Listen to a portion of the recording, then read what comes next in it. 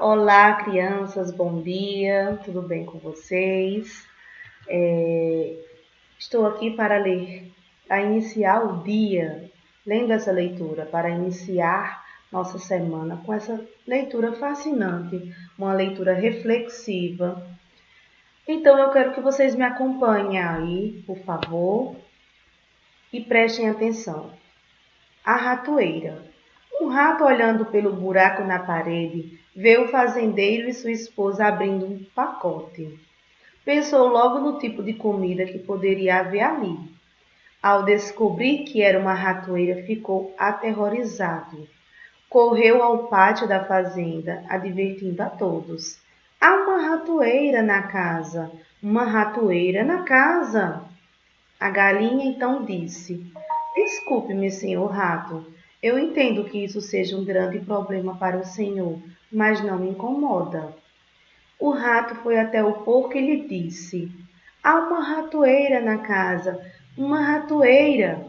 Desculpe-me, senhor rato, disse o porco, mas não há o que eu possa fazer a não ser rezar. Fique tranquilo que o senhor será lembrado em minhas preces. O rato então dirigiu-se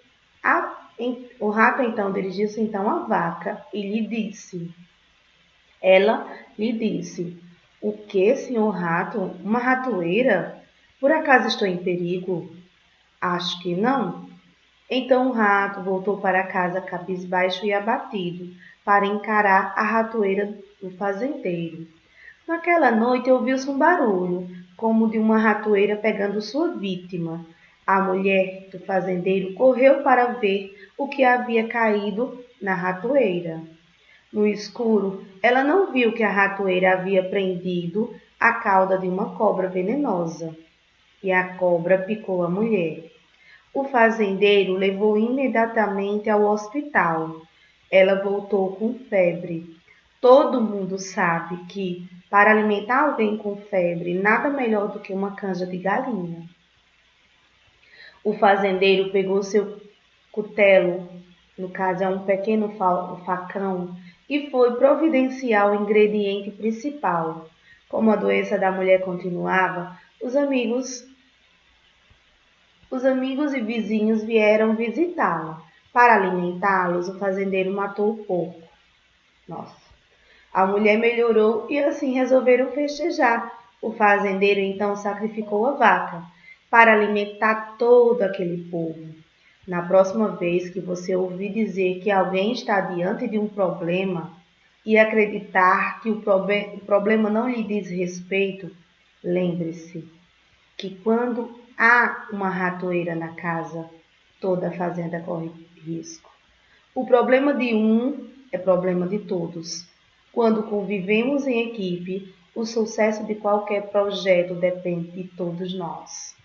Então, aqui essa história, esse texto reflexivo nos diz que quando alguém está passando por algum problema, nós não devemos virar as costas para aquela pessoa. Nós devemos se sensibilizarmos e ajudá-los, porque aquele problema pode futuramente ser um problema nosso. Então, primeiramente, o rato pediu ajuda à galinha, a galinha não deu atenção. Ao porco, o porco também não deu atenção. E a vaca também não. No final, quem acabou se prejudicando foram aqueles animais que não deram atenção ao problema. É o que acontece atualmente, quando a gente sai de máscara, quando a gente não pensa nas pessoas que moram em casa, que moram com você, quando a gente não higieniza as mãos quando chega das ruas. Então é importante a gente cuidar do problema nosso e se alguém vir pedir ajuda, se puder ajudar, ajude para que aquele problema também não seja seu. Se cuide, se previna para que o problema o problema ou esse vírus não chegar até sua casa. E que aquelas pessoas que você ama, né? Porque talvez você possa pegar o vírus, mas não ter nenhum sintoma. E aquelas pessoas que estão dentro de casa, que faz parte da sua família, pode pegar e pode ter complicações. Então, às vezes você sai, eu não tô nem aí, não vou sair de máscara não, o problema não é meu também, se eu pegar eu não vou ter nada. Então, cuidado, certo? O problema do outro pode ser um problema nosso futuramente. Se a gente puder evitar, melhor ainda. Mas vamos continuarmos com nossas atividades. Ontem tia passou uma atividade de ciências, né? Eita, deixa eu ajeitar aqui. Pronto. Tia passou uma atividade de ciências sobre cadeia alimentar. Tia já havia passado, né, uma atividade trabalhando os produtores, consumidores, decompositores. Tá tudo riscado porque devido à aula de ontem, certo? Então, aí na página 109, nós já lemos isso aqui, tia já explicou, por isso que tia não vai explicar. E tem as questões que eu passei referente a essa página, que foram: o que são os produtores de uma cadeia alimentar? Então, estava na página anterior a resposta, que na verdade os produtores são os seres vivos que produzem seu próprio alimento, como as plantas. Questão 2, os consumidores são aqueles que não são capazes de fabricar seu próprio alimento. Por isso, eles se alimentam de outros seres vivos para obter os nutrientes e energia de que precisam. E os decompositores? São bactérias e fungos que transformam restos de seres vivos em substâncias que podem ser aproveitadas por outros seres vivos. Então, nós temos aqui as respostas, que essas questões é para copiar no caderno e logo após responder de acordo com a página anterior, ok? Vamos para a próxima. Essa tia também passou a página. Algumas crianças já haviam respondido, outras não. Página 110 do livro didático de vocês, que era para ler aqui. E observar os seres vivos que tia já leu para vocês, certo? Eu só tá adiantando para o vídeo não ficar muito comprido. Aqui nós temos jacaré, pacu, fungos e bactérias decompositores, piranha, plantas aquáticas. Então, vamos identificar esses seres vivos aqui nesse ambiente, porque a cadeia alimentar ela pode também acontecer, envolver vários seres, tanto os terrestres como aquáticos. Nós temos aqui o primeiro ser vivo que faz parte da cadeia alimentar, que são as plantas, ou seja, plantas aquáticas. Logo após, nós temos o ser vivo herbívoro, que é o consumidor secundário, no caso o pacu. Logo após, o pacu é o consumidor primário. A piranha é o consumidor secundário e o jacaré é o consumidor terciário, que come as piranhas. E os fungos e as bactérias, né? Quando esses seres vivos morrem, os fungos e as bactérias se alimentam desses seres vivos, né? Então, questão 3. Na cadeia alimentar representada acima, identifique e escreva quem os produtores. Quem são os produtores? Então, os produtores, vocês vão colocar plantas aquáticas, certo? Logo após, o consumidor primário, o pacu. Consumidor secundário, a piranha.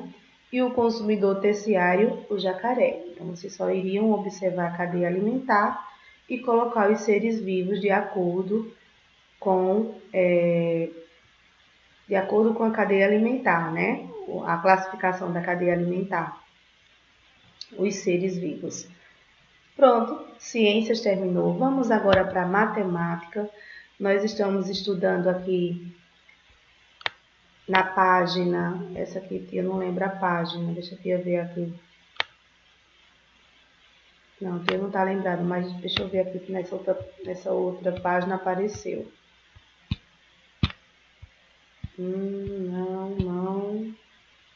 Não, também não. Mas aí vamos lá, depois eu falo a página para vocês, certo? Vamos começar. A ordem das dezenas de milhar, quinta ordem. Em toda a carreira como jogador de basquete profissional, o brasileiro Oscar fez 49.737 pontos. Dá para imaginar essa quantidade de pontos? Esse número é da ordem das dezenas de milhar. Bom, minha gente já está cansada de explicar tanto, porque já explicou tanto a questão das dezenas de milhar. No caso, que introduziu já, né? Aqui nós temos o número 49.737. O 7 pertence à ordem da unidade, o 3 da dezena, a terceira ordem, a ordem da centena, que é o algarismo 7, quarta ordem, unidade de milhar, e quinta ordem, a dezena de milhar. Aí nós temos aqui, ó, o número 49.737. Tem a leitura do número. E vamos agora preencher essa tabela aqui, tá arriscado, porque ontem foi aula virtual. Mas aí vocês prestem atenção, que muitas crianças erraram, viu? Então, primeira ordem, 7 unidades. Segunda ordem, 3 dezenas, que dá igual a 30 unidades. Terceira ordem, 7 centenas, que é igual a 700 unidades. Quarta ordem, 9 unidades de milhar, que dá igual a 9.000 unidades. E a quinta ordem, que é 4 dezenas de milhar. A tia só colocou DM, porque não deu para escrever dezenas de milhar, que dá igual a 40.000. Aí a decomposição, 40.000 mais 9.000 mais 700 mais 30 mais 7. Observe a marcação da quilometragem rodada por alguns carros. O primeiro carro rodou 5.623, o segundo 16.478, o terceiro carro 85.229. Questão A. Qual carro rodou mais e qual rodou menos? Então, o carro que rodou menos... Deixa aqui, ó. Eita, tá travando. O carro que rodou mais foi o carro 3, que foi 85.229, e o que rodou menos foi o carro 1. Escreva por extenso o número da quilometragem do carro 3, 85.229. Essa tá fácil, não tá? Qual é o algarismo da quinta ordem na quilometragem do carro 2? Primeira ordem, 8. Segunda ordem, 7. Terceira, 4. Quinta ordem, 6. E quarta ordem, 6. E quinta ordem, 1. Então, é o algarismo 1. 1 vale quanto? No caso, o algarismo 1, aqui o valor posicional do algarismo 1 vale 10.000, certo? Vamos para a próxima página. Deixa eu só te organizar aqui, tá um pouquinho pronto, para vocês visualizarem. Mas aí no livro de vocês tem, certo? No par iniciar desta unidade, você viu a medida de quilometragem, é isso? Não. A medida de diâmetro equatorial de alguns planetas do Sistema Solar. Você sabe a medida do diâmetro equatorial da Terra? Vamos descobrir. Questão A. O número que indica essa medida aproximada em quilômetros pode ser obtido fazendo a composição 10.000 mais 2.000 mais 700 mais 50 mais 6. Ou seja, o diâmetro equatorial da Terra, no caso, a medida do diâmetro equatorial da Terra é 12.756 quilômetros. Aí, vamos à leitura desse número, certo? 12.756. Esse número tem 5 ordens. 1, 2, 3, 4, 5. O algarismo da quarta ordem é o algarismo 2. E o valor posicional desse algarismo é 2.000, certo?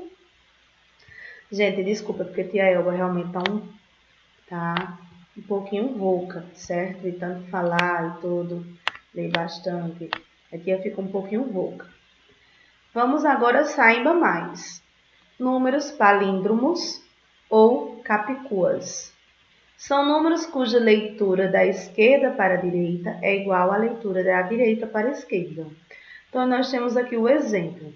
349. Se tia ler esse número da direita para a esquerda, 349 da esquerda para a direita. Agora, se tia ler da direita para a esquerda, também vai ser 349. É igualzinho esse, ó, 12.521.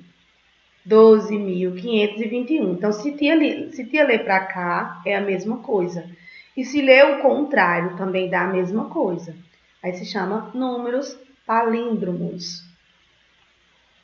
Pinte os algarismos que têm números palíndromos, que no caso são esses daqui. 4.554, 4.554. 13.931, 13.931. Esse aqui não? 32. Aqui começou por 32. Se tia ler o contrário, 33. 20.102, 20.102. Então, se a gente ler certo, é um número. Se a gente ler o contrário, é a mesma coisa. Se chamam números palíndromos. Escreva o número de cada item e indique se ele é ou não palíndromo. 7.007 é palíndromo? É palíndromo. 12.012, 12.012 é palíndromo? Não é, no caso, né? Porque aqui nós vamos 12.012, 12.012. Isso aqui não é palíndromo, não? Não. Não, porque senão vai ficar 21.021. Então, não é. 4.000, 42.324.